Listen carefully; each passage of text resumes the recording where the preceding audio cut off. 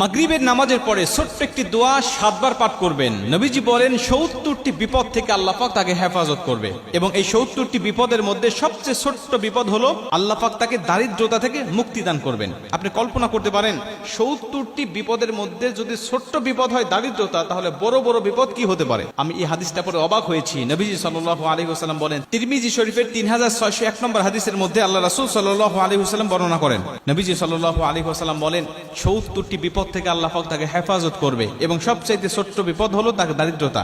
আমরা কিন্তু দারিদ্রতাকেই সবচেয়ে বড় বিপদ মনে করি, অথচ নবীজি বলতেন না, এই ৭০টি বিপদের মধ্যে যত বিপদ আছে সবচেয়ে ছোট্ট বিপদ হলো দারিদ্রতা। বাদ বাকি ৬৯টি বিপদ কত বড় বড় হতে পারে একটু কল্পনা করেন আপনি। তার মানে আপনি যদি দোয়াটি নিয়মিত পাঠ করেন, আপনার যত বড় অসুস্থতা থাকুক না কেন আল্লাহ পাক আপনাকে পরিপূর্ণ শেফা দান করবে। আপনি যদি এই দোয়াটা পাঠ করেন, আপনি যত বড় বিপদের মধ্যে থাকেন না কেন, আপনার দেওয়ালে পিঠ থেকে গেছে কোনো সমস্যা নেই, আল্লাহ পাক এই কঠিন বিপদ থেকেও আপনাকে হেফাজত করবে। আপনি যত বড় দুশ্চিন্তার ডিপ্রেশনের মধ্যে থাকেন না কেন, এই দোয়াটি যদি আপনি নিয়মিত পাঠ করেন, আল্লাহ কঠিন কঠিন দুশ্চিন্তার ডিপ্রেশন থেকেও আল্লাহ পাক আপনাকে সম্পূর্ণ হেফাজত করবে। হাদিসটি হযরত আবু হুরায়রা রাদিয়াল্লাহু তাআলা আনহু বর্ণনা করেছেন। তিনি বলেন, নবীজি সাল্লাল্লাহু আলাইহি ওয়াসাল্লাম বলেন, তোমরা লা হাওলা ওয়ালা কুওয়াতা ইল্লা বিল্লাহ এটুকু সবচেয়ে বেশি বেশি পাঠ করো। কেন? এটা হলো জান্নাতের রত্ন ভান্ডার। এই লা হাওলা ওয়ালা কুওয়াতা ইল্লা বিল্লাহ এটা হলো জান্নাতের রত্ন ভান্ডার। যদি কোনো ব্যক্তি এই দোয়াটি বেশি বেশি পাঠ করে, তাকে জান্নাতের রত্ন ভান্ডার দান করা হবে।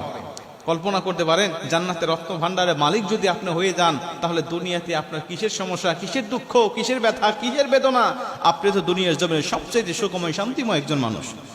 নবীজি বলেন হাদিসের শেষে, এই ব্যক্তি যদি লা হাওলা ওয়ালা কুওয়াতা ইল্লা বিল্লাহ বলার পাশাপাশি যদি আরেকটু যোগ করে বাড়িয়ে দেয়, লা হাওলা ওয়ালা কুওয়াতা ইল্লা বিল্লাহ ওয়ালা মানজা মিনাল্লাহি ইল্লা ইলাইহি, রাসূল সাল্লাল্লাহু আলাইহি ওয়াসাল্লাম বলেন লা হাওলা ওয়ালা কুওয়াতা ইল্লা বিল্লাহর পাশাপাশি ওয়ালা মানজা মিনাল্লাহি ইল্লা ইলাইহি এটুকু যোগ করে যদি কোনো মানুষ তেলাওয়াত করতে পারে, আমল করতে পারে, পাঠ করতে পারে, আল্লাহ পাক তাকে কঠিন কঠিন ৭০টি বিপদ থেকে তাকে হেফাজত করবে। আল্লাহ পাক তাকে মুসিবত থেকে, দুশ্চিন্তা থেকে, রিজিকের অভাব থেকে আমার আল্লাহ পাক তাকে সম্পূর্ণভাবে হেফাজত করবে। আপনি যত বড় সুস্থ হয়েছেন, ডাক্তারের কাছে ধর্ণা দিয়েছেন, কত চিকিৎসার জন্য আপনি হন্য হয়ে খুঁজতেছেন, কোনোভাবেই আপনার সুস্থতা মিলতেছে না, শেফা গ্রহণ করতে পারতেছেন না।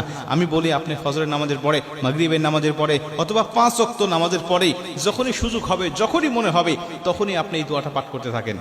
একাধিকবার পড়েন, ৫ বার, ৭ বার, ১০ বার, ১০০ বার পর্যন্ত আপনি তেলাওয়াত করতে থাকেন। ইনশাআল্লাহ আল্লাহর উপরে তাওয়াক্কুল রেখে যদি আপনি এই আমলটা করতে পারেন, আমার আল্লাহ অবশ্যই আপনাকে শেফা দান করবে। আমার আল্লাহ অবশ্যই আপনাকে সমস্ত বালা মুসিবত থেকে হেফাজত করবে। ৭০টি বিপদ থেকে আল্লাহ পাক আপনাকে